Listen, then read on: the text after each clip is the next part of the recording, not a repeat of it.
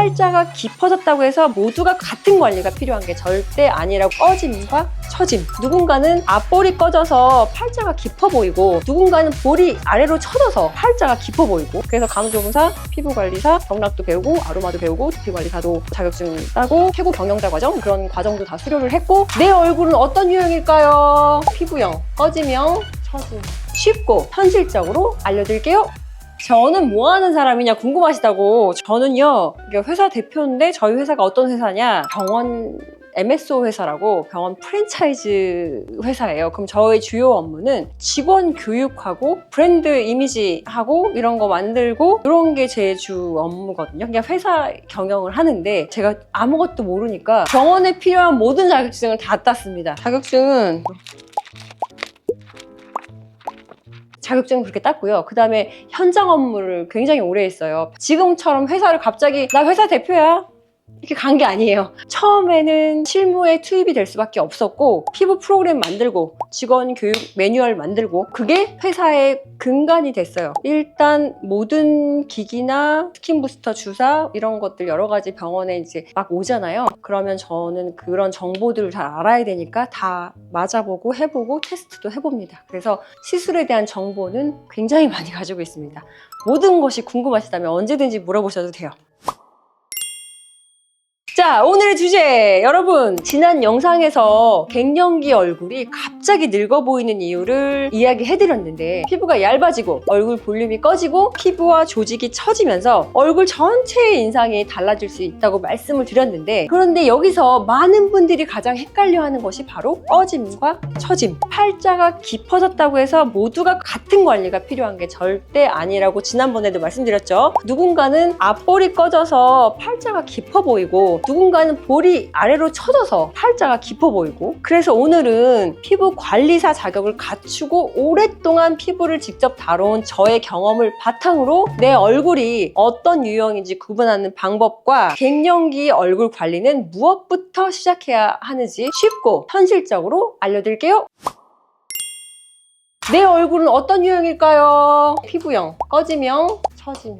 피부가 칙칙하고 안색이 안 좋고 얼굴 지방은 꺼지고 축 처지고, 보통 우리가 이거 다 갖고 있다고 해요. 근데 이게 특별하게 이제 한쪽으로 치우치신 분들이 있어요. 자, 첫 번째 피부형. 건조하고 잔주름이 많아. 그리고 화장이 들떠. 나이가 들수록 계속 각질층이 두꺼워지거든요. 피부는 얇아지면서. 피부의 건조함과 잔주름이 가장 먼저 보이는 유형이고, 보통 이러신 분들은 살이 많지 않아요. 대표적으로 그냥 딱 보이는 게 피부가 얇다. 저 같은 경우가 이런 피부형 하거든요. 저 피부가 얇고 저는 색소도 많아요. 지금 화장으로 막 다 가렸는데 바닷가를 계속 나가다 보니까 치료를 싹 했는데 지금 다시 싹 올라왔어. 그래서 이 피부형이 건조한 거, 잔주름, 색소 이런 게 잘 보여요. 칙칙한 거. 세안 후에 피부가 많이 당기고 오후가 되면 화장이 많이 들뜨고, 그러면 피부형일 가능성이 높아요. 피부형이신 분들은 눈가하고 입가의 잔주름이 유난히 선명해 보여요. 그래서 저는 주기적으로 더마톡신을 3, 4개월에 한 번씩 맞고 있고요. 여기 주름은 많이 생겨버리잖아요. 나중에 보톡스로도 안 돼, 필러로도 안 되고. 그러니까 눈가는 어떻게든 보톡스로 되거든? 여기 주름을 안 생기게 하려고 엄청 노력해요. 저는 강한 리프팅은 안 되거든요. 저는 울세라를 안 해요. 하게 되면 써마지만 하거든요. 여기가 이렇게 처져서 팔자가 깊어 보인다고 했잖아요. 이게 내려와서 그런 거거든요. 여기를 올리려고, 여기 리프팅 하려고 여기 울세라 쬐끔 그 정도만. 왜냐면 여기도 못해요. 볼이 꺼지거든요. 저처럼 피부형들한테는 피부에 맞는 영양제, 리쥬란이나 리투오나 이런 스킨 부스터가 좋습니다. 좀 자주 맞는 편이에요. 피부를 두껍게 하기 위해서. 피부형 노화의 원인은 콜라겐이 얇아져서다. 그런 경우에는 스킨 부스터가 굉장히 좋다고 알고 계시고요. 이런 경우는 피부 보습과 피부 장벽을 먼저 관리해요. 그래서 제가 아까 스킨 부스터 얘기한 거예요. 보습하고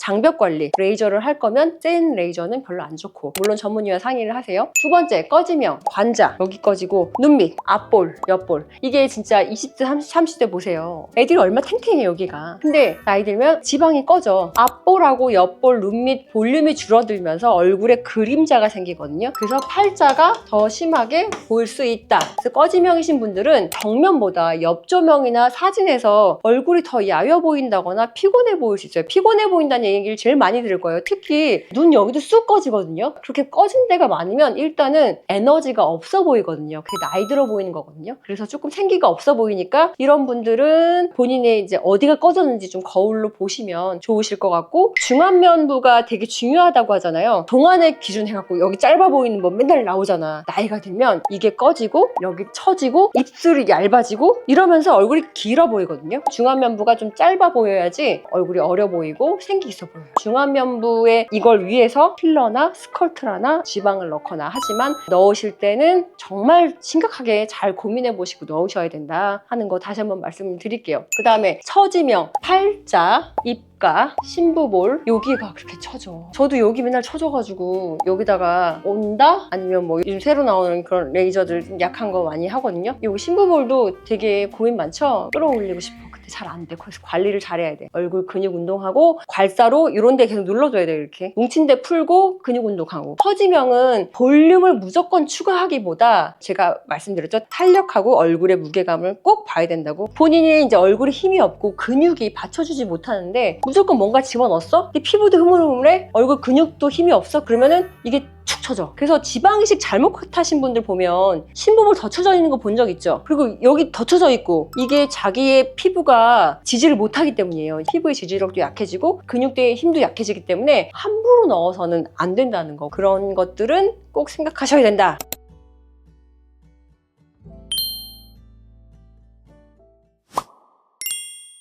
자, 그러면 화장품으로 관리할 수 있을까? 자, 이제 내 얼굴이 피부형인지 꺼짐형인지 처짐형인지 어느 정도 구분이 되셨나요? 구분이 되셨다면 이런 얼굴 노화는 화장품으로 어디까지 관리할 수 있을까 궁금하실 거예요. 근데 화장품으로는 한계가 있어요. 깊은 꺼짐, 깊은 처짐 이거는 화장품으로 관리가 안 돼. 근데 피부형 노화, 피부형은 어느 정도 관리가 가능합니다. 꺼짐형이나 처짐형처럼 얼굴의 볼륨이 줄고 조직의 위치가 달라진 경우에는 화장품만으로 관리하기에는 분명히 한계가 있고요. 하지만 피부형 노화는 좀 달라요. 건조함 때문에 피부결이 거칠어지고 눈가와 입가의 잔주름이 도드라지는 경우에는 화장품으로 피부의 유수분 밸런스와 피부 장벽을 꾸준히 관리해주는 것만으로 피부가 덜 건조해지고 잔주름이 눈에 덜 띄도록 하는 데 도움을 받을 수 있습니다. 그래서 제가 아시는 어떤 분은 바세린을 그렇게 얼굴에 발라댔거든요. 얼굴이 그렇게 팽팽해. 60, 70 되셨는데 또 루틴이나 방법을 찾으신 것 같아요. 또 피부가 세안을 잘하셔. 여하튼 곱게 나이 드신 피부가 좋은 그런 할머니들 물어보시면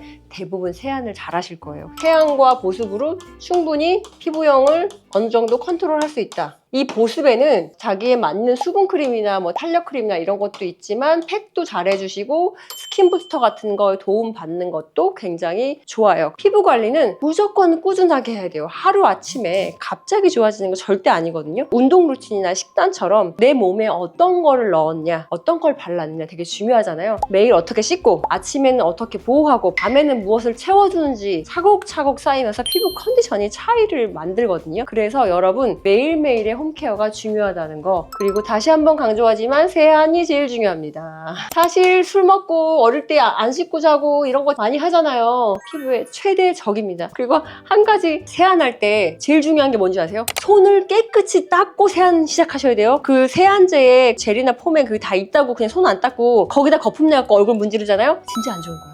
손부터 닦아야 돼요. 알았죠? 그 다음에 세 번째, 매일의 홈케어가 중요한 이유. 이 홈케어 잘 하시는 분들은 진짜 피부 너무 좋아요. 팩도 자주 하고 그 세안도 잘하고 그 다음에 디바이스, 기기도 사실 집에서 그런 디바이스 하면 좋거든요. 집에서 올려주는 뭐 그런 것들은 자극적이지 않아서 내가 직접 이렇게 근육 운동을 못할 경우엔 피부 디바이스의 조언을 받는 것도 나쁘진 않아요. 그래서 부지런한 사람들은 이걸 잘해요. 홈케어를. 근데 이거 진짜 힘든 거야. 얘도 루틴을 만들어야 돼. 그래서 이거 진짜 힘들지만 잘하시면 피부가 좋아질 수 있다. 자, 그러면은 제가 계속 강조하지만 홈케어 제일 중요한 게 뭐라고요? 세안이에요. 두 번째, 모닝 스킨케어. 세 번째, 나이트 스킨케어. 피부 관리의 시작은 올바른 세안입니다. 메이크업과 노폐물은 제대로 지워야 하지만 뽀득뽀득 느낌이 날 때까지 강하게 씻으면 오히려 피부 장벽이 약해지고 건조함이 더 심해질 수 있어요. 그래서 본인의 피부에 맞는 제품을 선택하실 수 있어야 돼요. 본인이 예민하고 건조한데 여드름용 그걸로 뽀득뽀득하게 씻어내면 피부 장벽 다 없어져갖고 피부 더 약해지거든요. 그리고 본인이 여드름 피부야. 나이가 50이고 40인데도 계속 여드름이 나. 피지 분비량 많아. 근데 클렌징 밀크나 이런 걸로 막 자기 피부 장벽 약해진다고 막 그런 것만 닦고 있으면 그러면 더 막 피지 피지 빠져갖고 더 피부가 막 트러블 나고 심해지거든요. 제일 중요한 건 자기가 어떤 피부인지 알아야 돼요. 모르시겠으면 이것도 질문으로 물어보세요. 제가 알려드릴게요. 그 다음에 아침에는 피부에 수분을 채우고 자외선 차단제를 꼭 발라주셔야 되거든요. 그리고 아침 세안도 되게 중요한데 저 같은 경우에는 겨울이나 가을 건조한 시즌에는 아침에 물 세안만 하는 경우가 있어요. 근데 여름같이 막 피지 많이 끼고 좀 그랬다. 그럼 여름에 꼭 세안제로 하는데 이것도 사람마다 자기 피부마다 다 달라요. 맞춰서 세안을 하시고 그 다음에 제일 중요한 거 자외선 차단. 왜 엉덩이 피부는 주름도 없고 예쁘고 뽀얗잖아요. 근데 자외선 받는 데는 다 자글자글해. 사실 이렇게 프리다이버라서 제가 피부가 많이 상했거든요. 온몸이 많이 상했는데 자외선은 되게 안 좋다. 그래서 반드시 자외선 차단제를 잘 쓰시는 게 좋아요. 그리고 밤에는 나이트 케어 진짜 중요해. 밤에는 하루 동안 건조하고 자극받은 피부가 편안해질 수 있도록 유수분 균형을 맞추고 진정과 보습, 필요한 영양을 채워주는 것이 진짜 좋아요. 밤에는 진짜 정성껏 케어해줘야죠. 그러니까 우리가 나이 드니까 바빠.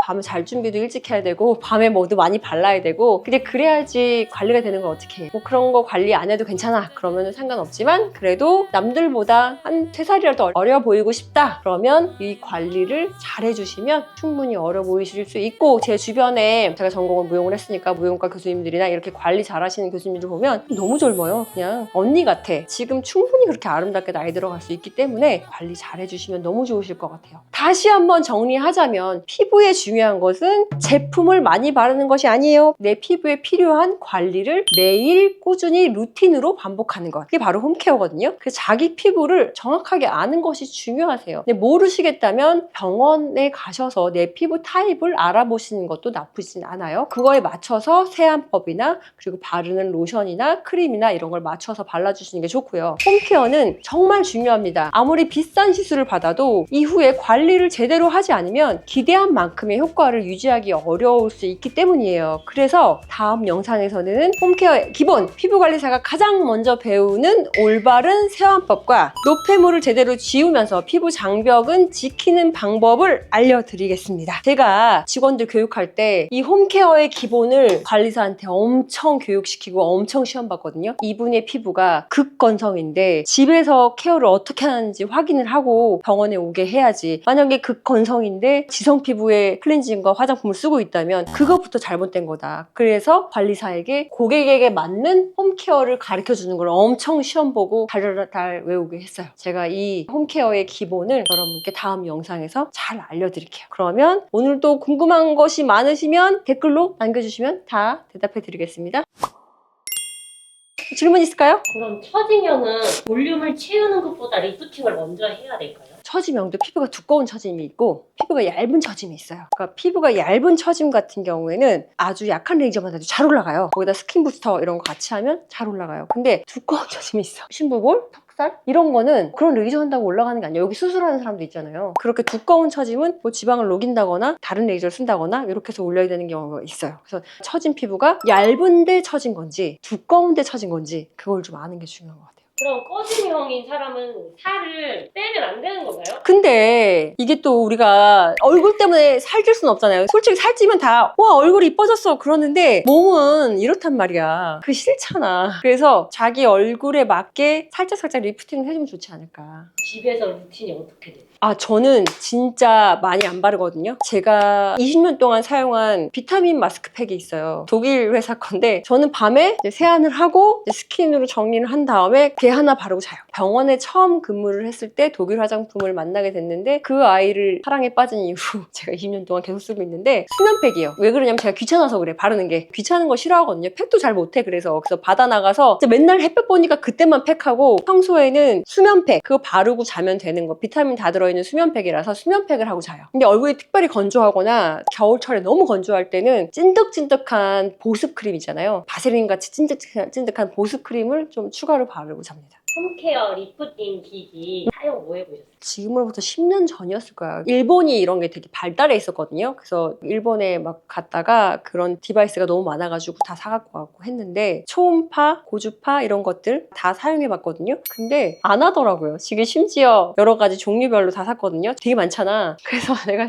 나는 이런 거 사면 안 되는구나. 곱게 얼굴 운동하고 이렇게 붙이고 하고 괄사나 문제를 자. 네. 근데 디바이스 잘 하시는 분들은 처짐이 없어요. 특히 처짐 많으신 분들 분들 있죠. 지방 많은데 처진 사람들, 그런 사람들은 진짜 다 달라요. 이렇게 이런데 이렇게 올려주면 바로 올라가. 반대쪽이 부지런히 해주시면 좋다. 처졌던 꺼졌던 간에 자기 자신의 얼굴이 어떤지 파악하는 게 중요하고, 이게 자는 습관에 따라서도 얼굴이 달라지거든요. 계속 엎드려서 이렇게 막 뭉개고 이러면 얼굴이 많이 틀어지고 달라져요. 그래서 똑바로 누워서 자고 세안 잘하고 습관도 중요하다. 그래서 이건 제가 시리즈로 계속 알려드릴게요. 감사합니다.